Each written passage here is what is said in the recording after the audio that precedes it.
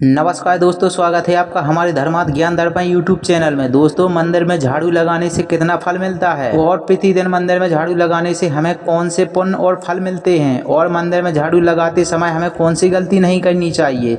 तो दोस्तों, यह सब जानने के लिए आपको इस वीडियो को अंत तक ही देखना पड़ेगा, तभी यह सब जान पाओगे। तो दोस्तों, चलिए बढ़ते हैं वीडियो में आगे। तो जैसे कि दोस्तों, मंदिर में झाड़ू लगाने से क्या होता है, अक्सर आपने देखा होगा कि लोग मंदिर जाते हैं और ऐसे ही वहां पर साफ सफाई करने लग जाते हैं। इसके पीछे की मान्यता यह होती है कि ऐसा करने से उनको कई सारे फायदे मिलते हैं।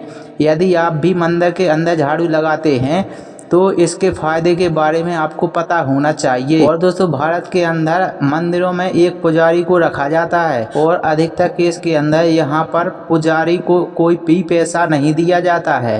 मंदिर के अंदर जो भी चढ़ावा आता है उससे ही उसका घर चलता है, इसीलिए कुछ लोग मंदिर के अंदर झाड़ू लगाते हैं। और दोस्तों, यदि आप भी मंदिर के अंदर झाड़ू लगाते हैं तो आइए जानते हैं इस वीडियो के माध्यम से कि मंदिर में झाड़ू लगाने से हमें कौन कौन से पुण्य और फल मिलते हैं और इसके फायदे के बारे में विस्तार से जानते हैं। तो जैसे कि दोस्तों, यदि आप मंदिर के अंदर झाड़ू को लगाते हैं तो इसकी वजह से आपको पुण्य की प्राप्ति होती है। और जो लोग पुण्य कमाने के इच्छुक होते हैं उनको मंदिर में झाड़ू जरूर ही लगानी चाहिए। अब आप पूछेंगे कि पुण्य कमाने से क्या होता है, तो आपको बता दें कि पुण्य कमाने से आपको स्वर्ग के अंदर जाने में काफ़ी आसानी हो जाती है। कहा जाता है कि इस जीवन के अंदर और मौत के बाद पुण्य हमेशा आपको संकटों से बचाने का काम करते हैं। और दोस्तों, यह भी कहा जाता है कि यदि आप मंदिर के अंदर झाड़ू को लगाते हैं तो इसकी वजह से आपको पापों का नाश होता है। आपके जीवन के अंदर जो भी पाप किए हैं उनका अंत हो जाता है और इसके बाद आपको उनका फल नहीं भोगना पड़ता है। कई बार किसी इंसान के हाथों से पाप बहुत सारे हो जाते हैं और वे अपने पापों का प्रायश्चित करने के लिए भगवान की शरण में चले जाते हैं। और दोस्तों, मंदिर में झाड़ू लगाने का एक और फायदा यह भी है कि इंसान स्वर्ग को तो प्राप्त करता ही है, मरने के बाद हर इंसान की यही इच्छा होती है कि उसको स्वर्ग मिले। मगर यदि इंसान ने अपने जीवन काल के अंदर अच्छे कर्म किए हैं तो उसे स्वर्ग मिलता ही मिलता है। यदि उसने अच्छे कर्म नहीं किए हों तो उसके बाद उसको नरक ही मिलता है। और दोस्तों, हर किसी के मन के अंदर बुरी चीजें भरी होती हैं, मतलब कचरा भरा होता है। और यदि आप रोजाना मंदिर के अंदर झाड़ू लगाते हैं तो यह कचरा भी धीरे धीरे साफ होता चला जाता है और आपके मन के अंदर निर्मलता आती चली जाती है। एक तरफ से देखा जाए तो आप यदि भगवान से जुड़ा कोई काम करते हैं या उस काम के साथ जुड़ते हैं तो आपका मन भी धीरे धीरे साफ होने लग जाता है।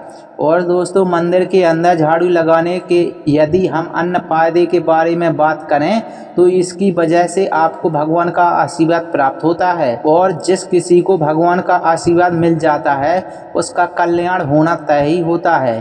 और आप इस बात को समझ लें कि यदि आपको भी भगवान का आशीर्वाद प्राप्त करना है तो जरूरी नहीं है कि आप रोजाना ही मंदिर के अंदर झाड़ू लगाएं, क्योंकि आपके पास जब भी समय हो आप उस वक्त ही झाड़ू लगा सकते हैं। और जैसे कि आप भगवान के दर्शन करने के लिए जाते हैं और रात में मंदिर में रुकते हैं तो सुबह आप झाड़ू लगा सकते हैं। और दोस्तों, यदि आप मंदिर के अंदर झाड़ू को लगाते हैं तो इसकी वजह से आपकी दरिद्रता दूर होती है।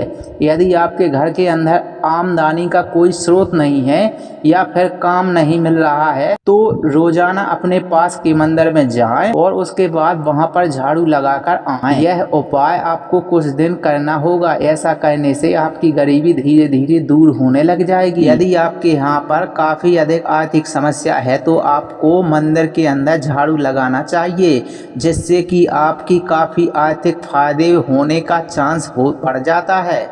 और दोस्तों, यदि आप मंदिर के अंदर झाड़ू लगाते हैं तो उसकी वजह से आपके मन को शांति मिलती है।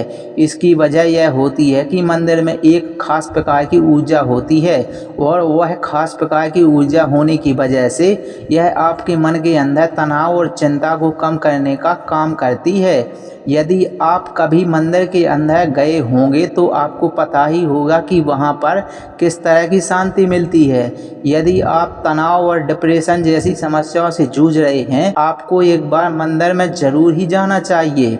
और दोस्तों, यदि आप मंदिर के अंदर झाड़ू लगाते हैं तो आपकी बीमारी और रोग दूर हो जाते हैं। इसकी वजह यह होती है कि भगवान आपको आशीर्वाद देते हैं और आप भगवान के शिष्य हो जाते हैं, जिसकी वजह से आप में यदि किसी तरह का रोग और शोक होता है तो भगवान उसको हर लेते हैं। इसीलिए कहा गया है कि नासे रोग हरे सब पीरा, जो सुमरे हनुमत बलबीरा। कहने का मतलब यही है कि यदि आप मंदिर के भगवान की सेवा करते हैं तो आपको मेवा जरूर ही मिलना है। और दोस्तों, जैसा कि आपको पता ही है कि मंदिर भगवान का स्थान होता है और यदि यहाँ पर आप गंदगी रखते हैं तो यहाँ से भगवान का वास समाप्त हो जाता है।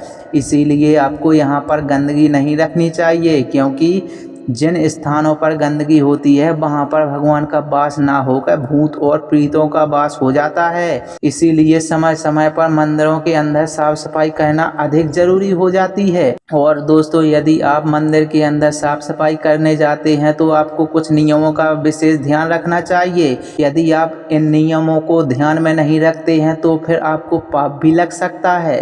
तो दोस्तों, आइए जानते हैं इस वीडियो के माध्यम से कि वे कौन से नियम हैं जो कि आपको पता नहीं हो। तो दोस्तों, माता लक्ष्मी आपका घर छोड़कर चली जाती है। ऐसा करने से आपके घर के अंदर धन की हानि भी हो सकती है। इसीलिए घर के मंदिर के अंदर भी सूर्यास्त के बाद साफ सफाई नहीं करनी चाहिए, यह अच्छा नहीं माना जाता है। और दोस्तों, शाम के समय मंदिर के कपाट बंद हो जाते हैं और उसके बाद आप यदि मंदिर की साफ सफाई करने लग जाते हैं तो ऐसा माना जाता है कि देवताओं की नींद के अंदर विघ्न डालना पाप होता है। इसीलिए सूर्यास्त के बाद कभी भी मंदिर की साफ सफाई नहीं करनी चाहिए। यदि कोई ऐसा काम करता है तो उसके धन और वैभव के अंदर कमी आ जाती है। और दोस्तों, यदि आप मंदिर के अंदर पूजा करते हैं और उसके बाद यदि साफ सफाई करते हैं तो इसको अच्छा नहीं माना जाता है। ऐसा करने से धन वैभव के अंदर कमी आ जाती है। और यदि आपको मंदिर की साफ सफाई यदि करनी ही है तो पूजा पाठ करने से पहले साफ सफाई कर सकते हैं। तो दोस्तों, आपको हमारी यह कहानी की वीडियो कैसी लगी कमेंट करके ज़रूर बताएं। और दोस्तों, आपको हमारी यह कहानी की वीडियो अच्छी लगी हो तो प्लीज़ हमारी इस वीडियो को एक लाइक ज़रूर कर देना। और दोस्तों, आपने अभी तक हमारे इस चैनल को सब्सक्राइब नहीं किया तो प्लीज़ हमारे इस चैनल को सब्सक्राइब ज़रूर कर लेना, ताकि आने वाली इसी तरह की हर कहानी की वीडियो आप तक सबसे पहले पहुँचे। तो दोस्तों, तब तक के लिए धन्यवाद। मिलते हैं इसी तरह की अगली नई कहानी की वीडियो में।